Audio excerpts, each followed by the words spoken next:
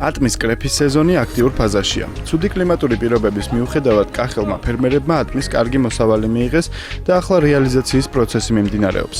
რეგიონში ხილის ჩამბარებელი 20-მდე პუნქტია, რომლებიც 24 საათიან რეჟიმში მუშაობს. ატმის ექსპორტის ხელშეწყობის მიზნით გურჯაანში შექმნილია ჯგუფი ფიტოსანიტარული და საბაჟო სამსახურების წარმომადგენლების შემადგენლობით. ბიზნეს ოპერატორებს ერთი ფანჯრის პრინციპით შეუძლიათ ექსპორტისათვის საჭირო დოკუმენტაციის მიღება. პირველი და მეორე ხარისხის ვაშლა ტამას ფასი 50-დან 60 თეთრამდე, ხოლო ატმის 60-დან 90 თეთრამდე მერყეობს. ეს ჩამოვედით გურჯაანში, რათა ადგილზე გავცნობოდით რეალურ სიტუაციას. ჩვენ ვიმყოფებით ერთ-ერთ მასივაში, რომელიც სახელმწიფოს დახმარებით არის შექმნილი. ეს არის სასაწყობე მეურნეობა, სამაცივრო მეურნეობა. შეუფერხებლად მიდის აქ მუშაობა, საკმაოდ მაღალ ფასებში იბარებენ. მე ვნახე საშუალო ხარისხიც, მაღალი ხარისხიც, მესამე ხარისხის პროდუქცია ვარდება გადამუშავებისთვის.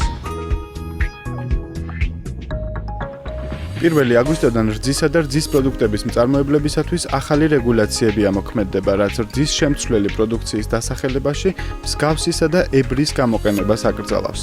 ამასთან დაკავშირებით სურსათის ეროვნულ სააგენტოში მწარმოებლებსა და იმპორტიორებთან საინფორმაციო შეხვედრა გაიმართა. 2015 წლის 1 აგვისტოს ქვეყანაში რძის ტექნიკური რეგლამენტი ამოქმედდა, რომელიც მცენარეული ცხიმით დამზადებულ პროდუქტზე ტრადიციული სახელის დატანას კრძალავს.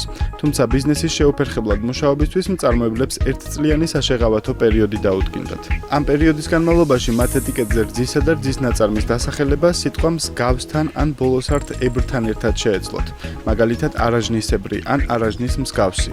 მომავალი თვიდან კი რეგლამენტი სრულად ამოქმედდება და მსგავსი შეღავათიც აღარ იარსებებს. რაც უფრო მეტი შეხვედრა იქნება, უფრო მეტი ინფორმაცია იქნება ჩვენთვის საჭირო და ძალაუნებრივად წარმოებლებიც ნაბიჯ მივართ იმას, რომ საბოლოოდ გამოუშვათ ის პროდუქცია ყველა იმ საკითხის გათვალისწინებით, რასაც სახავს თუნდაც ეს ნებისმიერი ხალხის ჩამოყალიბებული აზრი და დაყენებული ეს რეგულაციები.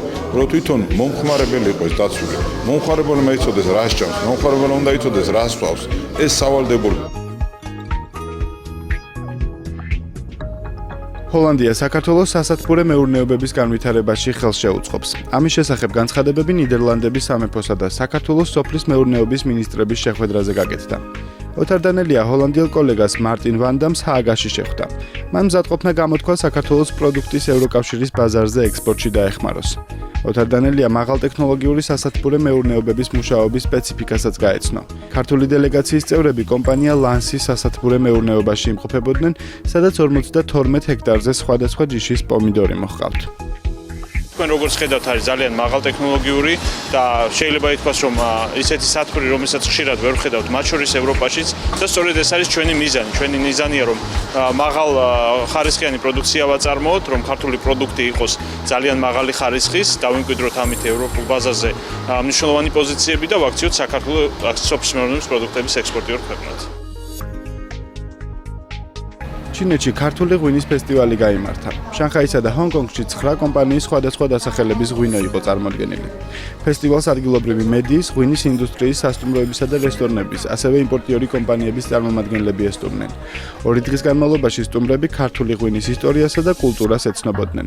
აგემოვნებდნენ სასმელს ადგილობრივ პოპულარულ კერძებთან ერთად.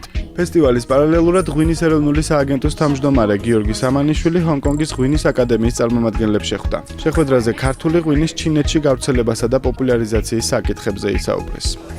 ქართული ღვინის ცნობადობა იზრდება, მაგრამ ეს საკმაოდ მნიშვნელოვანი სამუშაოების შედეგად მივახციეთ ამას. მთლიან დარგი არის ჩართული ქართული ღვინის პრომოციაში ჩინეთის ბაზარზე, იქნება ეს ღვინის ეროვნული სააგენტო, თვითონ ღვინის კომპანიები ძალიან აქტიურობენ და ყველა დონეზე, იგივე სამთავრობო დონეზეც ურთიერთობები ჩინეთთან უმჯობესდება, რაც რა თქმა უნდა გავლენას ახდენს ღვინის გაყიდვაზეც. მიმდინარე წლის 6 თვის მონაცემებით საქართველოსდან ჩინეთში 1,900,000 ბოთლი ღვინოა ექსპორტირებული, რაც 158%-ით აღემატება გასული წლის ანალოგიურ მაჩვენებელს.